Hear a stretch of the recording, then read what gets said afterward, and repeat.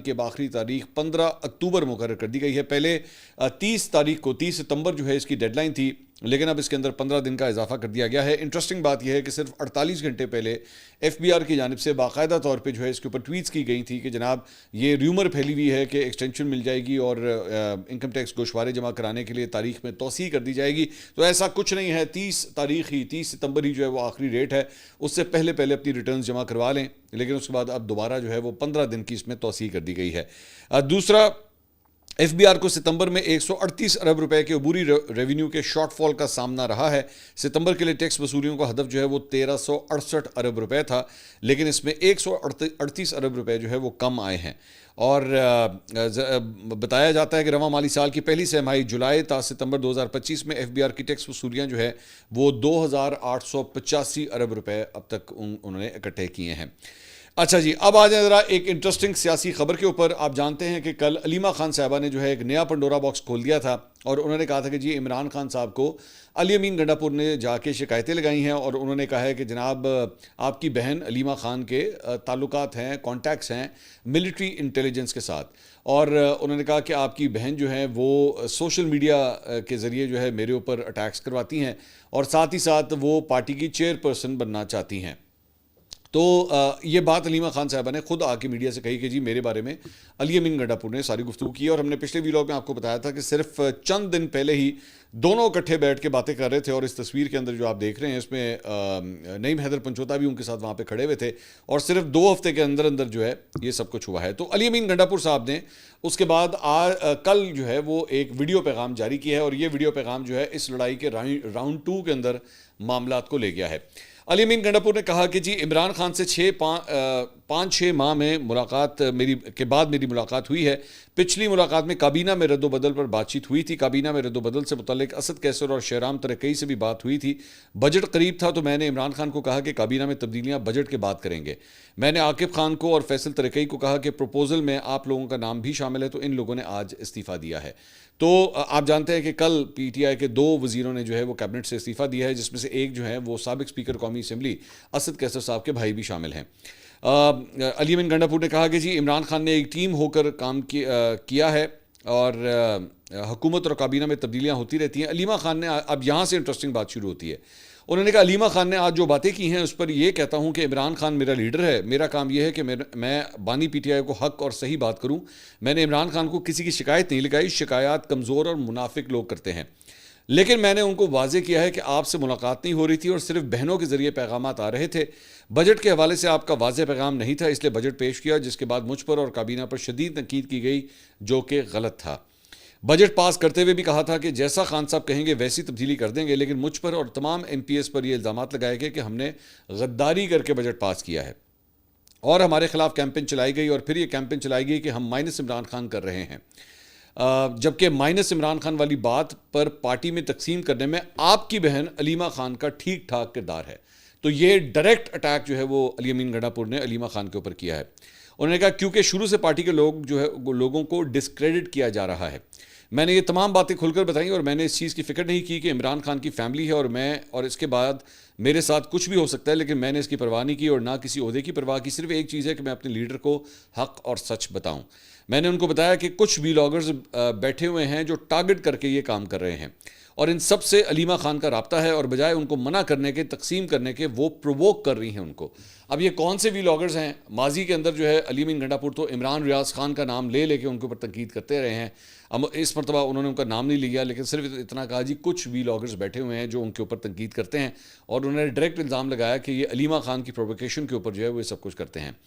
उन्होंने कहा कि मैंने खान साहब को बताया कि हफीज़ुल्लाह न्याजी आर्टिकल लिख रहे हैं वज़ीर आज़म अलीमा खान, आर्टिकल लिख रहे हैं अलीमा खान को चेयरपर्सन बनना चाहिए। मुख्तलिफ लोगों से कैंपेन चलवाई जा रही है। मैंने बताया कि इनसे तकसीम बढ़ रही है और आपकी रिहाई के बजाय इन चीज़ों पर काम हो रहा है। मैंने बताया कि आपकी रिहाई पर काम नहीं हो रहा, कोई ऐसी हिदायत जारी करें कि सब मुतहद हों। हम उस मकसद पर चल रहे हैं जो इस्टेब्लिशमेंट और इदारों का प्लान है और अलीमा खान इसमें किरदार अदा कर रही हैं। तो वही वाली बात होगी ना, मतलब जो अलीमा खान साहबा कह रही थी।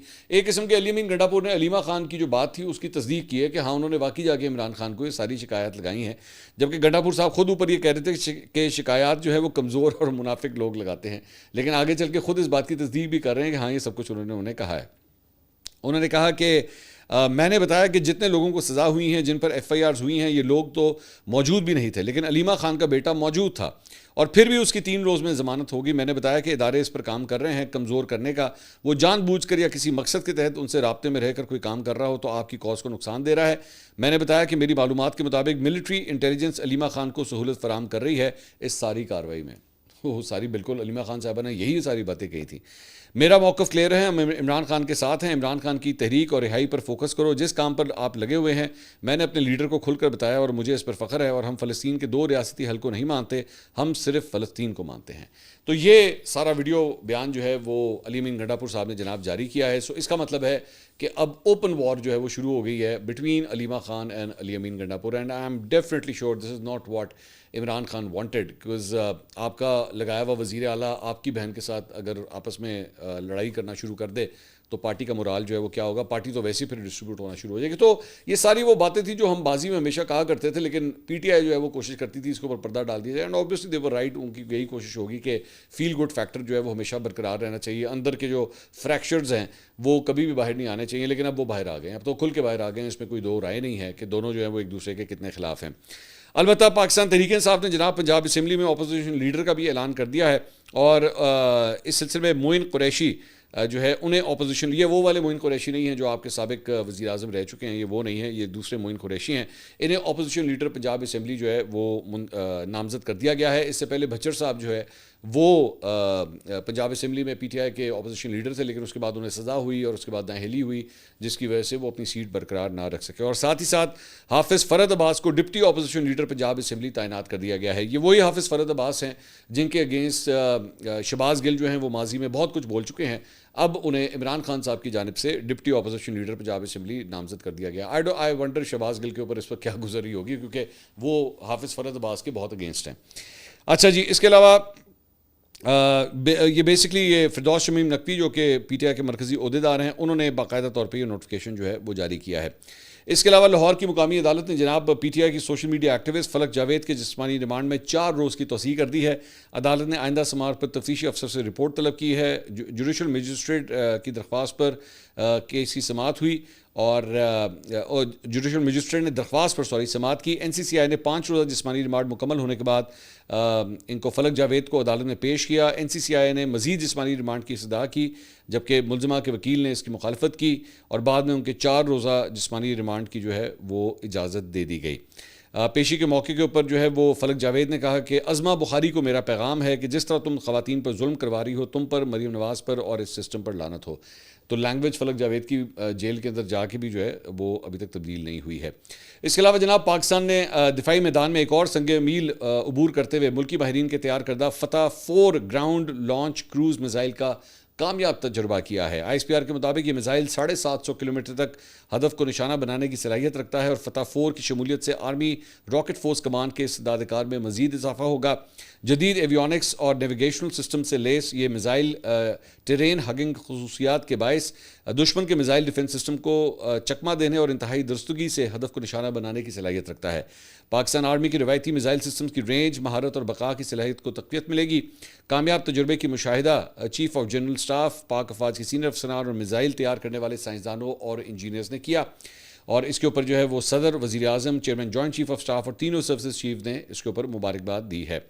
इसके अलावा जनाब सऊदी वली अहद मोहम्मद बिन सलमान वज़ीर आज़म शहबाज शरीफ की दावत के ऊपर जो है वो दौरा पाकिस्तान का जो है वो उनका इम्कान है। उन्होंने ये दावत कबूल कर ली है और एक्सपेक्ट किया जा रहा है 31 दिसंबर से पहले मोहम्मद बिन सलमान जो हैं वो पाकिस्तान का दौरा करेंगे। इससे पहले मुख्तलिफ डेट्स आती रही थी, लेकिन कुछ फाइनलाइज नहीं हुआ था। अब ये दोबारा एक दफ़ा ये खबर जो है वो आई है कि इस साल ही, यानी कि इसी कैलेंडर ईयर के अंदर जो है मोस्ट प्रॉब्ली वो विज़िट करेंगे। इसके अलावा जनाब डोनाल्ड ट्रंप ने जो है वो अपने फ़ौजी कमांडर से ख़िताब किया है और इनको सबको इकट्ठा किया एक ही जगह पे और अमरीकी जौहरी हथियारों, गज़ा अमन मंसूबे और मशरक़ वस्ता की सूरत हाल पर उन्होंने पॉलिसी बयान दिया। ट्रंप ने जब कनेटिको में जनरल्स और एडमिरल्स से ख़िताब के लिए डाइस पर वो पहुंचा तो मज़ाहिया अंदाज में उसने कहा कि मैंने कभी किसी जगह इतनी खामोशी नहीं देखी। उन्होंने मुस्कुराते हुए कहा कि उन्हें पहले ही खबरदार किया गया कि सामीन बिल्कुल खामोश रहेंगे। ट्रंप ने मज़ीद कहा कि अगर किसी को मेरी बात पसंद नहीं तो वो कमरा छोड़ सकता है, लेकिन फिर उसकी रैंक और मुस्तकबिल भी गया, तो इस पर वहाँ पर जो है लोगों ने कहका लगाया। ट्रंप ने एतराफ़ किया कि हम अपने जौहरी हथियारों को मज़ीद बेहतर और मौसर बना रहे हैं। ट्रंप ने इस उम्मीद का भी इजहार किया कि हम ये जौहरी हथियार कभी इस्तेमाल करने की हमें ज़रूरत पेश नहीं आएगी। ट्रंप ने दावा किया कि इजराइल और गज़ा के दरमियान जंग के खात्मे के लिए उनकी मुजवज़ा 20 निकाती मनसूबा मशरिक़ वस्ता में तारीख़ी तस्फ़िया साबित हो सकता है। इसके साथ साथ अफगानिस्तान का उन्होंने कहा जी अफगानिस्तान का हॉरर शो ही रूस यूक्रेन जंग की असल वजह बना। जो बाइडन और उनकी टीम की नाअहली ने पुतिन को यूक्रेन से जंग का मौका दिया। ट्रंप ने शिकवा किया कि आलमी तनाज़ात हल करने की कोशिशों के बावजूद उन्हें नोबेल इनाम नहीं मिलेगा।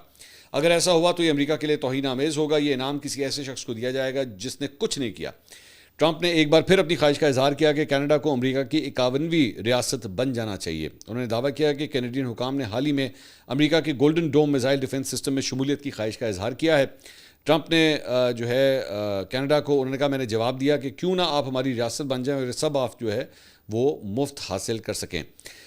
इसके साथ साथ जनाब ट्रंप ने अमेरिकी फ़ौजी जनरल से खिताब के दौरान जो है वो फील्ड मार्शल आसिम मुनीर की तारीफ़ की है। डोनाल्ड ट्रंप ने कहा कि फील्ड मार्शल आसिम मुनीर पाकिस्तान में नहायत अहम शख्सियत हैं और मेरे पाक भारत जंग रुकवाने पर उन्होंने काबिल सताइश अंदाज में मेरी तारीफ़ की थी। 3 रोज़ कबल पाकिस्तान के वज़ीर आज़म शहबाज शरीफ और फील्ड मार्शल आसिम मुनीर से मुलाकात हुई। इस मौके पर आसिम मुनीर ने कहा कि आपने जंग रुकवा कर लाखों जानें बचाई हैं। अगर जंग हो जाती तो बहुत ज़्यादा नुकसान होता। पाकिस्तान के फील्ड मार्शल आसिम मुनीर का ये अंदाज़ मुझे बहुत अच्छा लगा।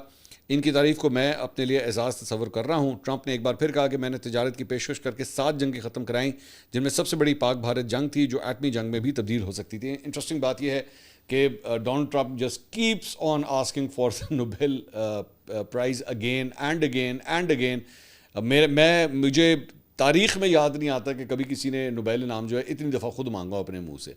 मतलब ज़ाहिर बात है किसकी ख्वाहिश नहीं होती, ख्वाहिश होना और बात है, लेकिन बार बार हर तकरीब के अंदर डिमांड करना कि मुझे दो मैंने ये किया है, मैं डिज़र्व करता हूँ। I can't just remember anything like that.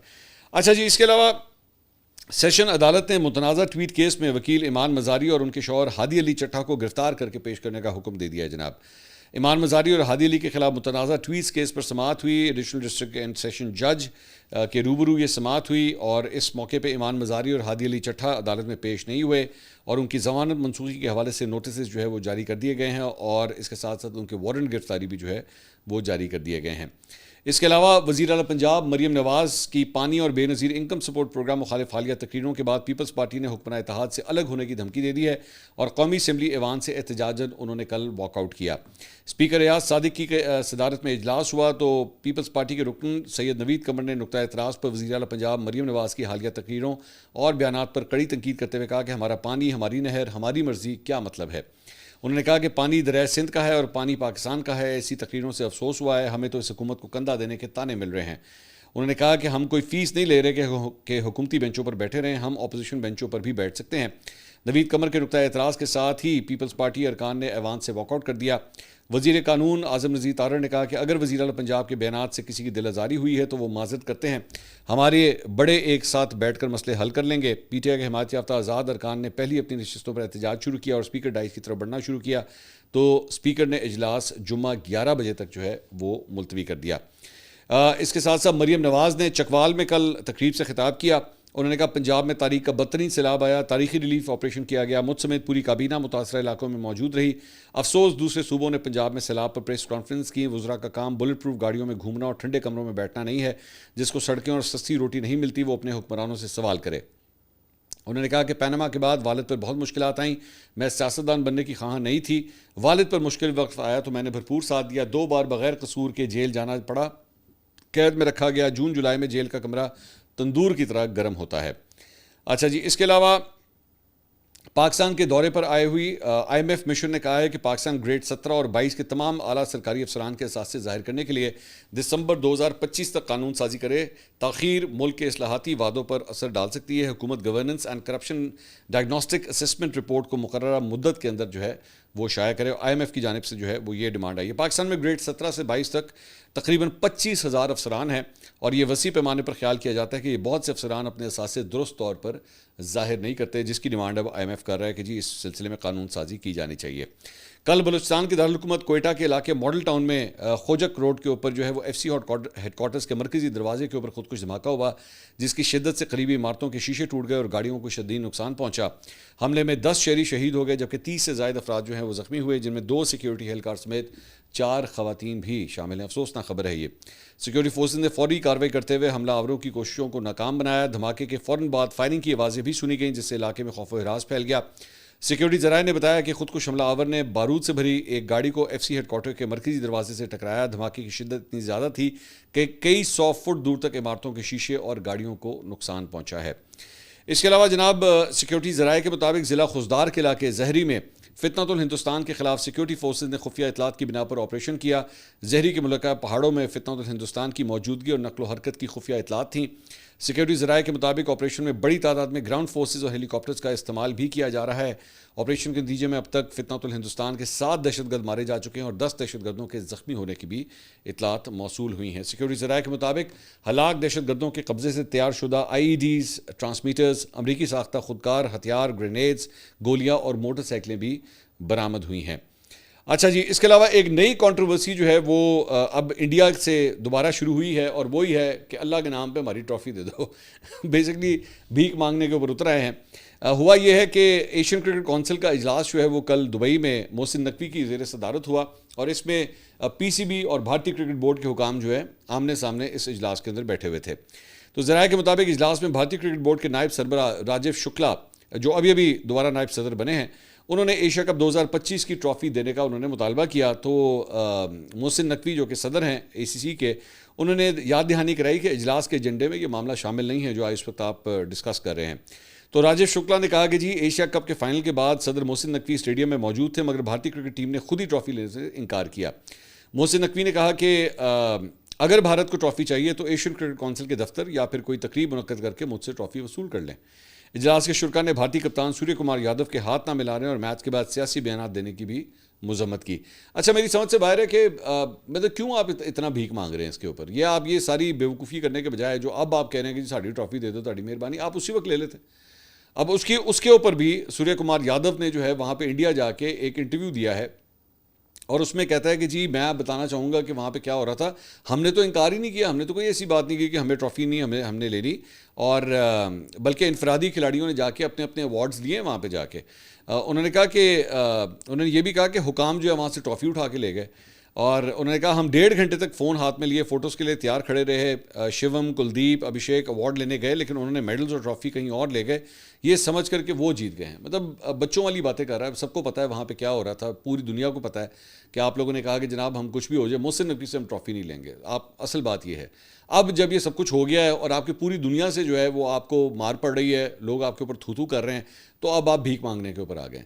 तो इस तरह की हरकतें ही क्यों करते हैं कि आपको बाद में बार बार जो है शर्मिंदा होना पड़े? क्या फ़ायदा हुआ? मतलब इतने दिन लगा के मैचेस खेल के मैचेस जीत के, मतलब आप जीते हैं, इसमें तो कोई डाउट ही नहीं है, लेकिन उसके बाद जो आपने अनस्पोर्ट्समैन लाइक हरकत की कि जी नहीं हम इनसे नहीं लेंगे, तो भाई बात यह है कि हर जगह नहीं हो सकता ना। हर जगह आपके कहने के ऊपर तो सब कुछ नहीं होगा। मतलब आप कल को आप डिसाइड करें जनाब विकटें 3 लगेंगी 4 लगेंगी। आप कल को डिसाइड करें कि जनाब बल्ला जो राइट हैंड वाला बल्लेबाज है वो बल्ला राइट हैंड में नहीं पकड़ेगा, वो लेफ्ट हैंड से बैटिंग करेगा। आप कल को ये डिसाइड करें कि जनाब बॉल का रंग जो है ना वो लाल रंग या सफ़ेद रंग नहीं होगा, वो हरे रंग का होगा, ठीक है, या वो पीले रंग का होगा। तो ये नहीं हो सकता मेरे भाई। आपके कहने के ऊपर इस तरह हर चीज़ नहीं तब्दील की जा सकती। Stop acting